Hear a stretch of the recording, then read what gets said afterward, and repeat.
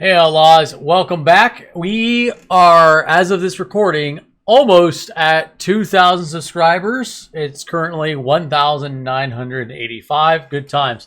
But today we are going to talk about Cyberpunk 2077. There is a novel who know that cyborg people could still read. And there is also a new DLC for Atomic Heart.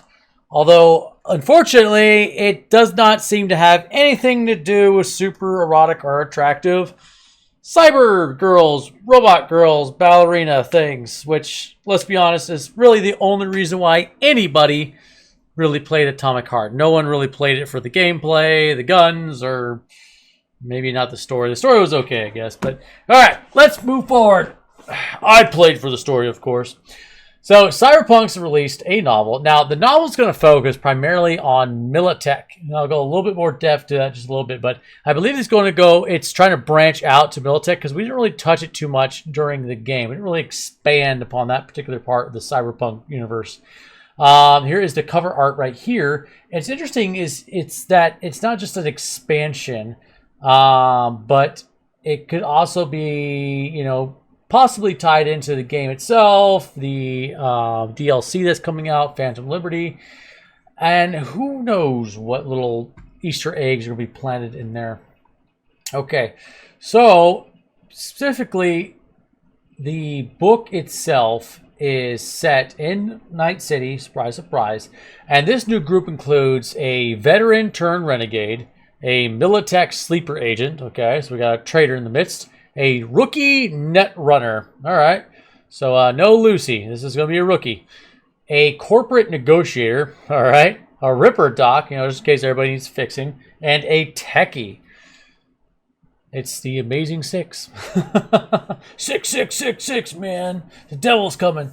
The twist to all of it is that none of the characters know each other within this particular novel. And they are only working together because their mysterious boss has some kind of blackmail information on all of them. Every single one of them started an OnlyFans account, and it just went downhill from there. I digress. Anyways, the group will have to learn to coexist in order to keep their secrets secret. Wow, that's some great writing right there. Gotta keep your secrets secretly, because it's a secret. And pull off whatever next job their blackmailing boss has for them. All right. The book is set to be released on August 8th, which is in 5 days from the time of this recording, and will come out a little over a month before Cyberpunk 2077 Phantom Liberty's release date. Blah, blah, blah, blah. Okay, so Cyberpunk 2077 continues the series expansion into other media. Kind of like I touched a little bit more later on. Now, there's been comic books. I believe there's a board game in the mix, too, although not really sure how you can go from video game to board game. But no. I take that back because that's where Cyberpunk started. Board game. All right. That's interesting. Cool. And so if you're interested in that, again, that is Cyberpunk 2077. No coincidence.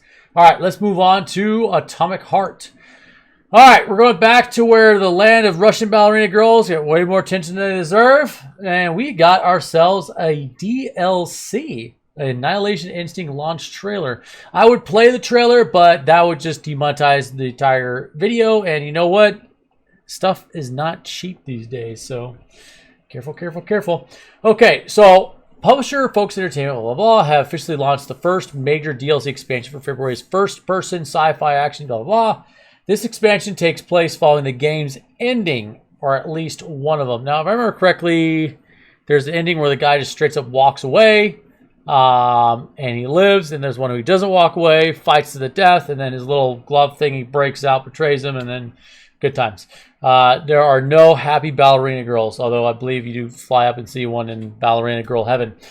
Or is it man heaven, 2 ballerina girls? I don't know, whatever. Personally, I prefer women, flesh and blood, not preferably more flesh than blood.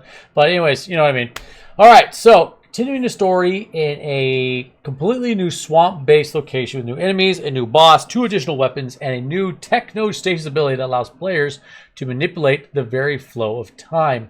So if you are playing the same guy, and I believe it also says you have your glove,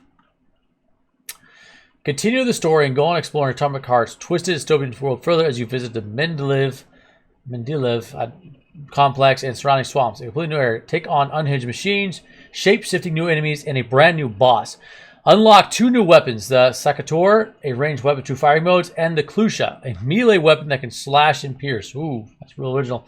Finally, get the edge to survive by enhancing your polymeric glove with a new Technostasis ability, allowing you to manipulate type itself. Okay, so this is based upon the ending if you walk away and you don't go fight your old boss / your dad or whatever, your homie, and all of your ballerina ladies.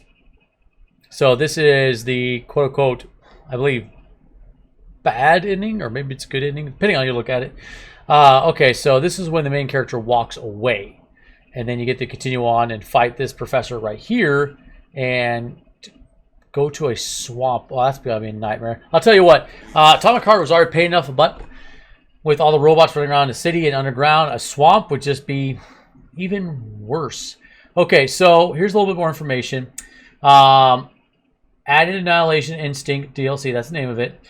Embark on a new mind-bending journey with Atomic Heart. Blah, blah, blah. Discover the truth about Nora's story as Major P3 is pulled back into Facility 3826. Meet an enigmatic Professor Lebedev to figure out how to suppress the AI's insanity and curb its annihilation instinct. So the robots and maybe... No, your glove wasn't an AI. It was actually a living person planted into your glove. So...